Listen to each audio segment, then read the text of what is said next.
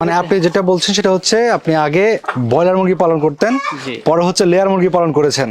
ওইগুলো তো লসের কারণে চলে গিয়েছিলেন নাইজেরিয়াতে। আচ্ছা আচ্ছা, পুরো নাইজেরিয়া থেকে আসার পরে মানে আসার আগে আপনি ভিডিও দেখতেন? আচ্ছা, দেখে এখন দেশে এসে আপনি শুরু করেছেন কত পিস দিয়ে বলছেন?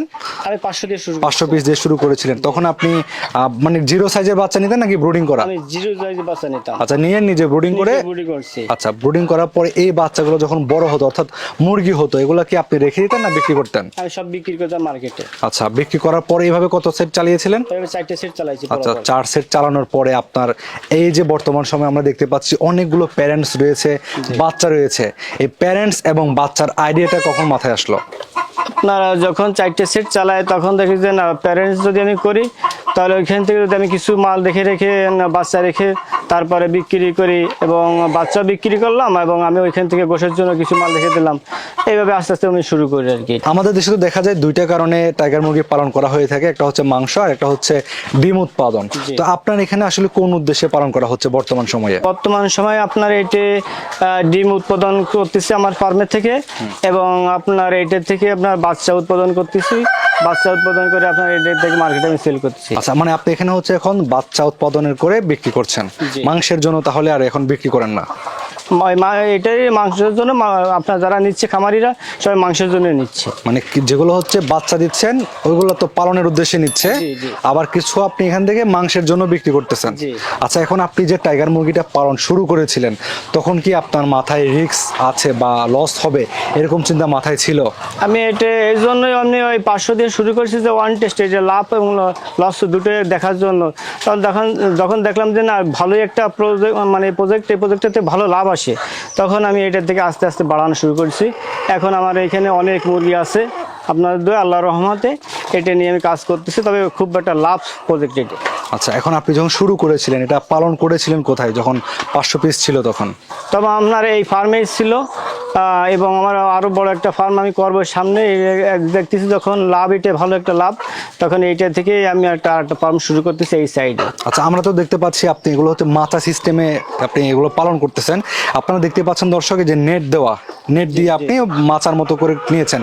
তো এটাতে পালন করা আর ফ্লোরে পালন করার মধ্যে পার্থক্যটা কি? ফ্লোরে পালন করলে আপনার অনেক সময় যে ঠান্ডা লাগে এবং গ্যাস হয়। মনে করেন লিটারটা যখন 1 সপ্তাহ 15 দিন থাকার পরে ওটার ভিতরে একটা গ্যাস আসে।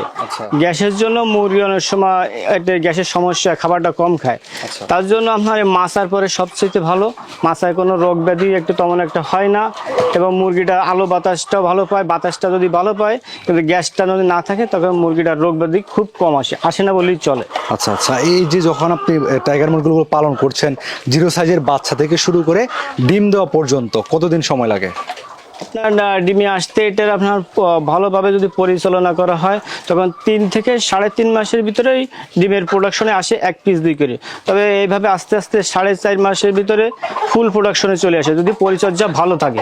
আপনার এখানে যে প্যারেন্টসগুলো রয়েছে শতকরা কত % ডিম আসতেছে এখন বর্তমান সময়ে? এখন আপনার এটার থেকে আমি 85-90% রানিং ডিম পাচ্ছি। 85 থেকে 90 আসে? হ্যাঁ, 85 থেকে 90% আসে। তবে রানিং থাকে আপনার 80% রানিং থাকে ডিম এটে। আচ্ছা আচ্ছা, তাহলে তো আর ডিমের সাইজটা খুব বড় বড় হয়, তো এর জন্য আপনার মুরগিগুলোর সাইজ খুব বড় হয়। আর এই এমনি বড় মুরগিতে একটু ডিমের মানে পার্সেন্ট হিসেবে কমে আসে। তবে এই তুলনায় আপনার এই যে 80% ধরা যায়, এভারেজ 80% থাকে সবসময়। আপনার এখানে সর্বোচ্চ কত কেজি ওজনের মুরগি আছে বা মোরগ আছে? এখানে আপনার 8 থেকে 9 কেজি ওজনের মোরগ আছে। মুরগির ওজন আপনার থাকে, মনে করেন প্যারেন্টসের জন্য কম রাখা হয়। যদি প্যারেন্টসের জন্য বেশি ওয়েট এসে যায় তখন আপনার যদি চর্বি হয়ে যায়, চর্বি হলে ডিমের প্রোডাকশনটা অনেক একেবারে নেমে আসে, তাতে ওইভাবে ব্যবসা পরিচালনা করা যায় না। ডিমের জন্য করতে গেলে আপনার 3 থেকে 3.5 কেজির ভিতর রাখতে হবে, তাহলে আপনার ডিমের পার্সেন্টেজটা খুব ভালো আসবে। এটা তো খাবার মেনটেনের মাধ্যমে ওজন নিয়ন্ত্রণ করা যায়? এটা খাবারের ভিতরে সবকিছু মেনটেন করতে হবে। খাবার বেশি দিলে ফ্যাট হয়ে গেলে তখন আপনার ডিমের প্রোডাকশন কমে আসবে। আচ্ছা, এখন এই টাইগার মুরগি পালনের ক্ষেত্রে বাচ্চা কেনার টাকা বা বাচ্চার যে দাম এবং হচ্ছে আপনার সবকিছু মিলিয়ে কেমন আনুমানিক খরচ হয় 100 মুরগির ক্ষেত্রে? 100 মুরগির ক্ষেত্রে আপনার 20,000 টাকা আসে খরচ টোটাল। তার থেকে আপনার সুন্দরভাবে পরিচালনা করলে আপনার মনে করেন এর থেকে 8 থেকে 10,000 টাকা লাভ করা যায় যদি ভালোভাবে পরিচালনা করা হয়। তাহলে খুব আসলে বর্তমানে টাইগারটা অনেকটা লাভ এভাবেই যে খাবার অল্প খায় কিন্তু মাংসটা একটু শরীরে বেশি দাঁড়ায় যায়। মাংস বলিষ্ঠ মুরগ, এই জন্য আপনার টাইগার মুরগিটা বাড়তি মানে অনেকটা বড় হয়, তার জন্য খাবারটা কম খায়, ওইখান থেকে টাকাটা বেশি লাভ হয়। টাইগার মুরগি পালন করার ক্ষেত্রে আসলে কোন কোন বিষয়গুলো মাথায় রাখলে আপনি মনে করেন যে টাইগার মুরগিগুলো মারা যাবে না বা রোগ বালাই আসবে না? সর্বপ্রথম হচ্ছে টাইগার মুরগি পালার ক্ষেত্রে আপনার বাচ্চা নিয়ন্ত্রণ করতে হবে। বাচ্চাটারে আমার দেখতে হবে বাচ্চা কীরকমের। আমি যে যখন শুরু করব সর্বপ্রথম আমি সেই খামারির কাছে যাব, যাওয়ার পরে দেখবো যে সেটের মুরগিগুলো কীরকমের বড় আছে, তার থেকে বাচ্চাগুলো যে উঠতেছে বাচ্চাগুলো কীরকমের সাইজ, কীরকমের বড় হয়, এইটা দেখার পরে আমি স্টার্ট করবো আস্তে আস্তে। আর সবচেয়ে মাছার পরে পারলে আপনার মুরগি ভালো থাকে এবং মুরগির ওয়েটটা বেশি আছে মাছার পরে। আপনার যখন পোলরে যখন আপনার এই গুঁড়ি দিয়ে পালা হয়, কাঠের গুঁড়ো বা তুষ দিয়ে পালে, তখন একটা গ্যাস হয়। গ্যাস থেকে মনে করেন অনেক সময় ঝামেলা এটাই হয়, খাবারটা কম খায় মুরগিতে। খাবারটা যখন কম খায় তখন আপনার এই অ্যান্টিবায়োটিক যখন দেওয়া হয়, মুরগির অ্যান্টিবায়োটিক দেওয়া হয় যে খাবার যাতে একটু বেশি খায়, তখন ওই যে অ্যান্টিবায়োটিক খাওয়ার পরে আপনার মনে করেন শরীরে একটা কষা ভাব এসে যায়, টান টান থাকে। তার জন্য গোশের একটু মানে যখন বাড়বে তখন একটু বাড়ার পর্যায়ে কম চলে আসে।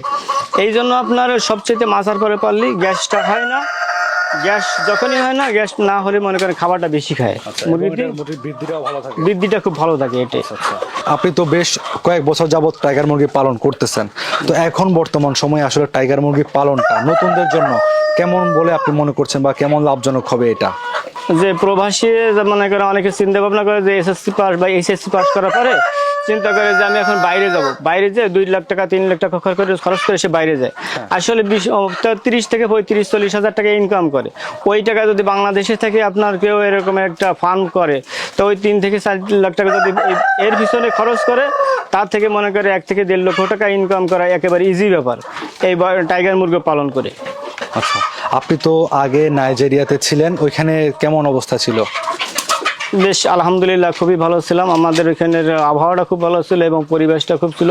আমি একটা কোরিয়ান কোম্পানিতে ছিলাম, আমাদের প্রজেক্ট ছিল কোরিয়ান কোম্পানি। আচ্ছা, এখন তো ওইখানে যে আপনার একটা আয় আসতো, যেহেতু আসলে আমাদের মানুষের সকল কর্মকাণ্ড কিন্তু আয় ঘিরে, আয় কেন্দ্রিক বলা যায়, তো যে আয় ওইখানে ছিল আপনার বাংলাদেশে এসে আপনি বাসায় বসে পরিবারের সঙ্গে থেকে টাইগার মুরগি পালন করে যে আয়টা করতেছেন, আপনার এখন কেমন মনে হচ্ছে আসলে দুটার মধ্যে? আসলে খুবই অনেকটা ভালো যে নিজে দেশে থেকে আপনার অল্প পরিশ্রমে, ওইখানে আমরা যখন বাইরে একটা লোক থাকে 8 ঘন্টা ডিউটি থাকে অফিস টাইম, তারপরে আপনার ওভার টাইম 4 ঘন্টা করা লাগে। এই 12 ঘন্টা করার পরে আপনার মনে করেন 50-60 হাজার টাকা ইনকাম করা অনেক কষ্টের হয়ে দাঁড়ায়। ওই সময়টুকু যদি কেউ 12 ঘন্টার সময় না 8 ঘন্টার সময় শুধু ফার্মের পিছনে কেউ দেয়, তাহলে এখান থেকে মনে করেন এই 3 লক্ষ টাকা 2 লক্ষ টাকা কেউ খরচ করে ফার্ম করে, তো 1 লক্ষ টাকা ইনকাম করে ইজি ব্যাপার একেবারে বাংলাদেশে বসেই।